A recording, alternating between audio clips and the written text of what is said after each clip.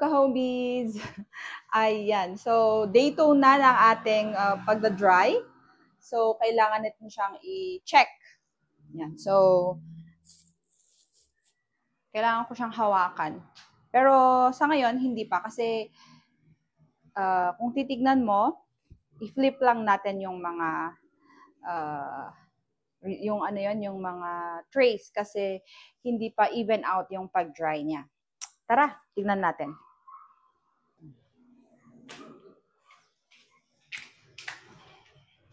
So, ayan. So, kahapon, nakita nyo yung ating pag-load or paglagay sa ating dehydrator. Ngayon, i-check natin para, i-even out natin yung pag-dry niya. Yan. Yan. So, well, dito kung makikita nyo, may mga double layer yan. Ito yung way namin.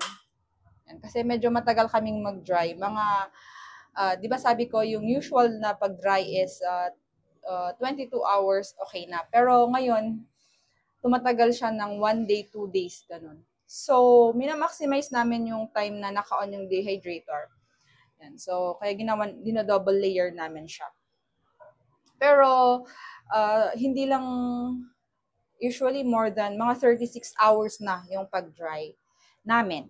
Ayan. So, yun yung kinuha naman namin yan. So, ayan. Ito na yung itsura ng ating mga na-slice kahapon. So, dun sa malapit sa heating fan, ayan, ganito siya. Ayan. Half-dried. Dito, half-dried. Ito, hindi pa. Ayan. Soft pa siya. Ito, dried na siya. Ayan. So, of course, dito sa part, medyo ganun half-dried. And then, sa kabila na hindi malapit, so, i-flip natin siya. Kasi, ayan. So, yung ganitong dehydrator na 16 layers, medyo makonsumo siya sa kuryente. Yes. Hindi naman ganun grabe as like compared sa oven or yung mga air fryer. Pero, para siyang refrigerator. Ngayon, napansin ko kapag naka-on yung dalawang 16 layer na dehydrator namin, grabe yung hatak niya. Kasi nga naman, ilang watts din yung isa, no? So, ang technique namin, kapag na-dry na din yung isa, nilalagay namin lahat sa isang, parang semi-dried, nilalagay namin sa isang dehydrator. Kasi, para ma-maximize, kasi usually, tinatagal namin siya ng mga 36 hours. Ayan. Naka-on lang siya. Ayan. So, okay. Yan. Anyway, i-flip ko muna yung mga ito. Ayan. Ayan. Mainit siya masyado. Ayan, oh. May part na dried siya. Ayan. May part din na hindi. So, minsan, nilalagay ko sa gitna yung mga hindi pa dried.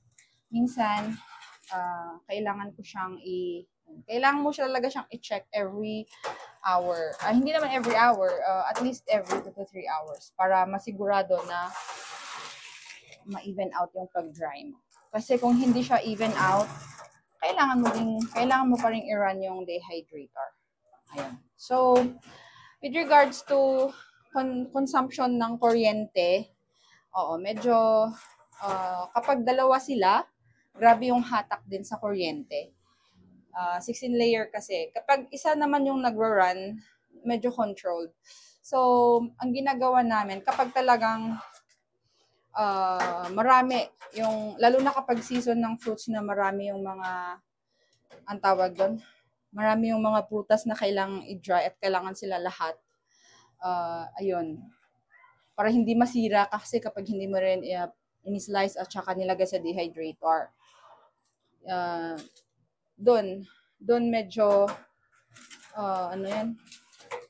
mahatak yung doon medyo mataas yung konsumo sa kuryente. So, kino-compare ko yung electricity cost sa baba, yung freezer namin na, ilan ba yung freezer sa baba? 1, 2, 3, 4. Mga 4, 5. Pero, hindi lahat na naka-off ata yung isa. So, mga 4 freezer na naka-on daily in a month. Halos, kapag nagda-dry ako weekly, naka-on siya weekly, yung result or yung konsumo ng kuryente is almost the same. Yan, sa freezer. Yan, lalo na kapag dalawa sila. Pero pag everyday ako nagda-dry kasi may mga iba din na nagda-dry ako, kino-condition siya. Yan. Maybe one of these days, kasi papakita natin sa inyo, bukas, pag i-unload natin siya, tapos i-condition natin, ipapakita natin yung process sa inyo. And may time na kailangan mo siyang i-dry in 2 hours para ma-even out bago mo siya i-seal sa vacuum sealer. Yan, ganun. So anyway, ganun guys. Yan, ito yung ating, yung nangyari sa ating mga in-slice na ating lemon. And ang pagde-dehydrate is more on patience. Ganun. Yun naman lang yung natutunan ko sa prosesong ito. Diba? So, as we go on, maybe tomorrow, we'll show you more of ano yung part 3 niya. Diba? Tignan natin kung na-dry na siya. So, siguro, i-check ko ulit siya mamayang gabi. And then the next day ulit, kung fully dried na siya. Yan. So, time check natin, 8:56. Ayan. So, ang ginagawa ko lang, kasi medyo, yung humidity sa atin, no? Kapag medyo humid or hindi, kailangan mo i-run pa yung dehydrator. So, depende rin sa location. So, ngayon, medyo mainit. So, sa tingin ko, madadry siya ng until tomorrow morning. Pero ako, nirarun ko na lang siya para safe. Kasi kapag may isa na hindi na dry, siya yung magkakos ng molds. At ayaw natin yon, di ba? So anyway, hindi naman siya ganun naluluto kasi very low yung temperature. Yun yung kagandahan sa dehydrator as compared sa oven kasi naluluto siya. Pero sa dehydrator, hindi siya naluluto. Talagang yung process na pagpe-preserba gamit ng heat. Yan. Pero hindi yung extreme heat. Nape-preserve siya using slow heat. Kaya nakikita nyo na sa mga fruit teas natin, mga dried fruits natin na ang tawag doon, dried pa rin sila. Naglalast sila ng buwan. Yan. So, hindi po tayo gumagamit ng preservative. Ito na yung preservation method natin. Hindi tayo gumagamit ng chemicals or something. Usually, kapag binebenta mo siya, sabihin mo na lang na at least 3 to 6 months i-consume siya. Lalo na kasi kapag sa storage na nila, hindi rin ganun ginagamitan ng airtight container. Talagang, ayan guys. So, thank you and see you. Hello, welcome back. Ayan, so parte na ating everyday, iba-iba yung activities natin. So, while dehydrating, minsan nagbe-blend din tayo or minsan nagpe-prepare tayo ng order. So, may nag-order, so kailangan naming i-deliver later. Sorry. Kailangan naming i-deliver later. Yan, i-prepare natin. Madali lang yung pag-prepare sa mga orders natin. Kasi, iba-iba kasi yung mga orders nila. Dati gumagawa kami ng stocks, pero ngayon, stock na talaga na nakalagay doon sa ating, wait, what's this? 8/15. What is 8? August? Pwede. Yan. So, mga stickers lang and mga fruities na pwede nang i-box yung aming piniprepare para hindi na kami ganon, hindi na ako nag-rush. Ayan. So, Wait. Okay naman pala. Ito na lang. Ayan. Merong mga na-prepare na fruit teas. Kailangan lang natin i-box. Lalabas kami mamaya. So, isabay na lang namin. Ganun. Pag mga hindi mga scheduled orders, yung mga biglaan lang na orders, kapag carry naman, yung ginagawa namin. Pero kapag yung mga bulk, ini-schedule po natin.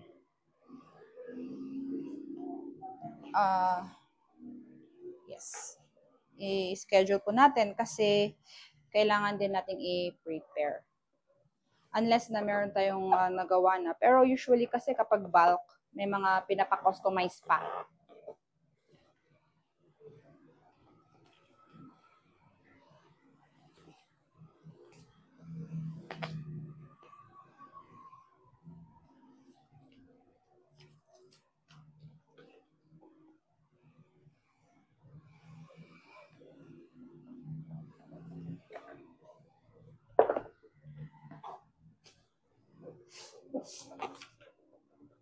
Okay. Ayan, ready na. Pwede nang lagyan.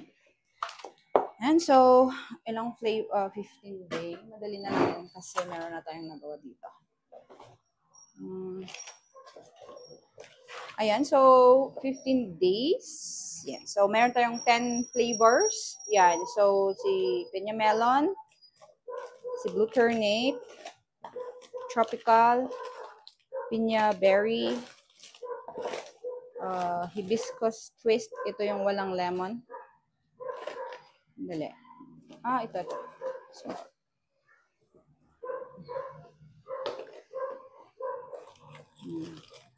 si Dragon Fruit. Apple berry. Fruity apple. Melon apple berry. Si Hibiscus blend. 2, 4, 6, 8, 9. Bakit 9? Saan yung isa? Si Tropical. Yung chia by request na yon kapag may gusto. Naubusan ako ng chia, kaya usually more on fruities na ngayon. Or yung honey lemon, hindi pa ako gumagawa. Yan, so 10 ito. Yan, so si kiwi. Yan, so lagay natin. 1, hibiscus, melon berry apple, apple berry, dragon fruit, at saka si and then, si piña berry, fruity, piña melon, and si blue ternate. Ayan. So, kuha tayo ng 5 kasi di ba 15? 10, 11, 12, 13, 14, at si Kwan na lang. Piña berry. Masarap si piña berry. Ayan. Diba? Ano ba? 10, 11, 12, 13, 14, 15. Yan.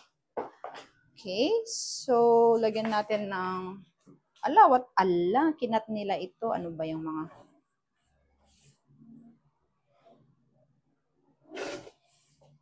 may nakialam. May nakialam na naman, oh.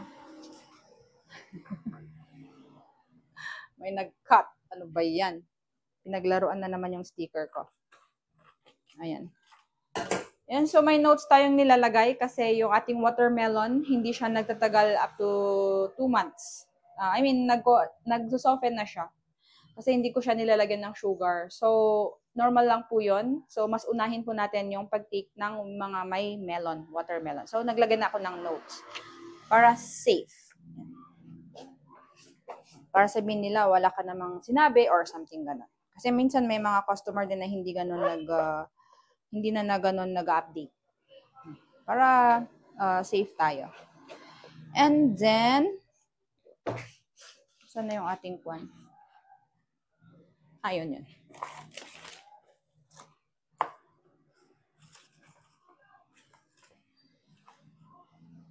Wala na ba yun? Naubos na yun agad. Ito to.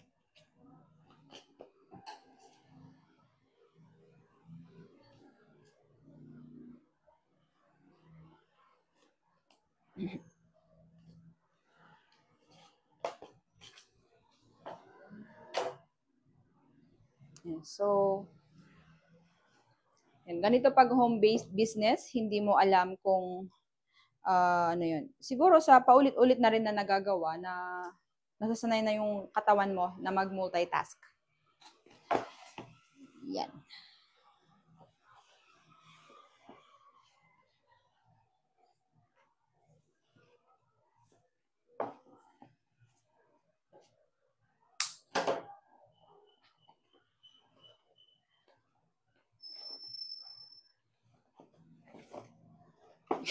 Hindi naka-prepare yung iba. Ayan.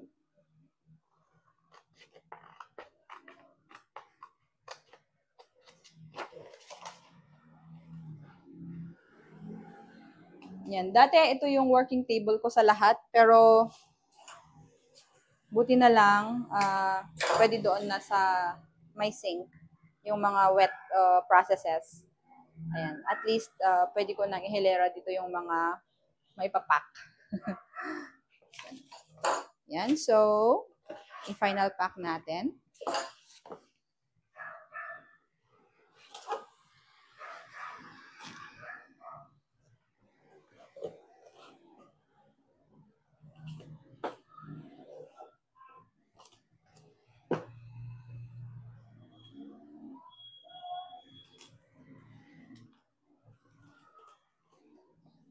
Ayan.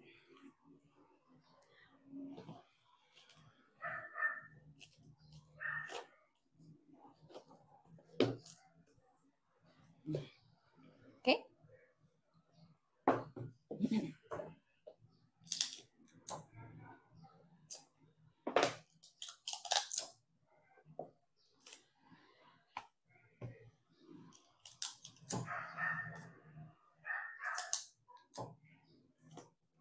Okay.